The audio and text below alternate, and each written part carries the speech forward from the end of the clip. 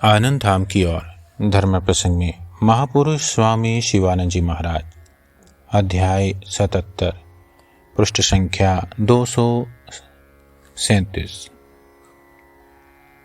बेलूड़ मठ, बुधवार 6 अगस्त 1930।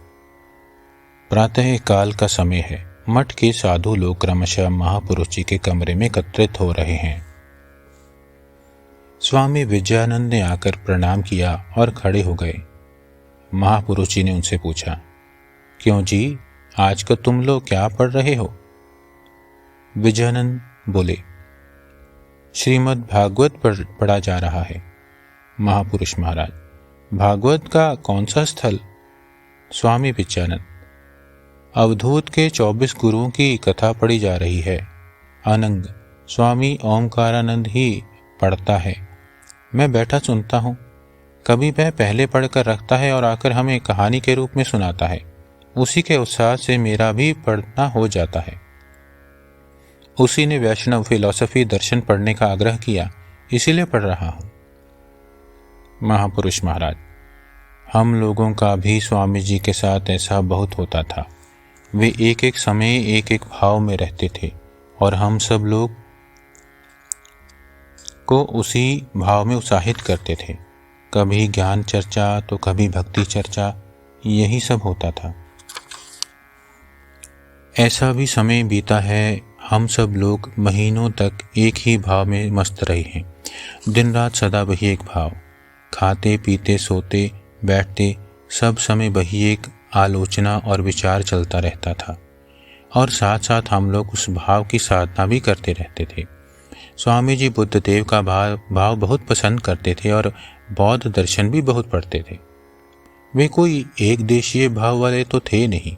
उनके भाव, भाषा, युक्ति, तर्क सभी उस समय से ही एक अद्भुत प्रकार के थे।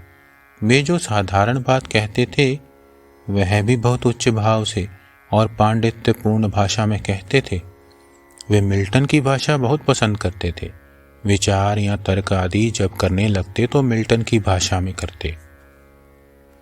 स्वामी जी अमेरिका जाने से पहले जब भारत के एक प्रांत से दूसरे प्रांत में परिव्राजक अवस्था में घूम रहे थे, तब एक बार जूनागढ़ के दीवान के साथ उनकी भेंट हुई।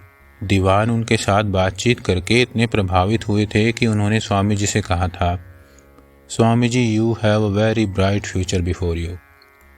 स्वामी जी, आपका भविष्य मुझे बड़ा गौरवपूर्ण दिखता है। और वैसा ही हुआ भी।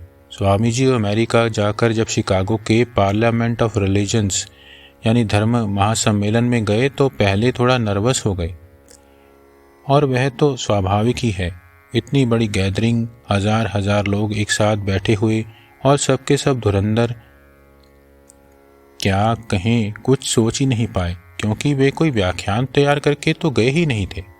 डॉक्टर बैरोज उनसे उठने के लिए कहते थे और वे बारंबार अपना नाम पीछे हटाते जाते थे। इसी समय एकाएक उनको यह श्लोक याद आ गया, मूकम करोति वाचालम पंगुम लंघयते गिरिम यत्कृपा तमहम वंदे परमानंदम माधवम। जिनकी कृपा से मूक वाचाल हो जाता है और पंगु पर्वत लांघ लेता है, उन्हीं परमानंद स्वरूप माधव की मैं वंदना करता हूँ। बस याद आते ही सब डर चला गया और वे ठाकुर को मन ही मन प्रणाम कर खड़े हो गए। उसके बाद जो हुआ वह तो तुम लोगों ने पढ़ा ही है। उनके मुख से जगत ने एक नई बात सुनी। उन्हीं का भाषण सबसे अच्छा हुआ। बच्चा, यह ईश्वरीय शक्ति का खेल है। ठाकुर के डायरेक्ट इंस्ट्रूमेंट, प्रत्यक्ष यंत्र स्वरूप थे स्वामी जी। उनके सामने अपने अपने धर्म की श्रेष्ठता को स्थापित करने के लिए बन ठन कर आए हुए बड़े बड़े पंडित वक्तागण सब म्लान हो गए। इसी कारण वहाँ के लोगों ने बहुत सा चंदा इकट्ठा करके डॉक्टर बैरोज को भारतवर्ष आदि देशों में ईसाई धर्म के संबंध में व्याख्यान देने के लिए भेजा, और बैरोज साहब ने यहाँ आकर अनेक स्थानों पर घूम घूम कर भाषण भी दिए, किंतु विशेष फल नहीं हुआ।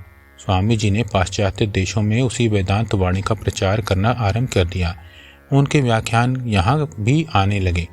हम लोगों ने पहले जब स्वामी जी का व्याख्यान पढ़ा तो विश्वास नहीं कर पाए कि यह स्वामी जी का व्याख्यान है। उनकी ना तो वह भाषा थी और ना वह भाव, सब बदल गया था। वह एक नूतन भाव था, एक नई भाषा थी। अमेरिका जाने से पहले इस देश में वे जब तक रहे तब तक उनकी बातचीत आदि में ज्ञान का भाव ही अधिक प्रकट होता था। भाषा भी बड़ी फिलोसॉफिकल यानी दार्शनिक और पांडित्यपूर्ण रहती थी, किंतु उस देश में उन्होंने जो व्याख्यान दिए उनकी भाषा जैसी सरल थी, भाव भी वैसा ही सरस और प्रेमपूर्ण था।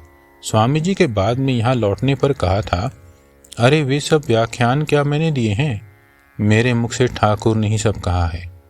और वास्तव में वैसा ही था। ओम श्री राम कृष्णार्पणमस्तु।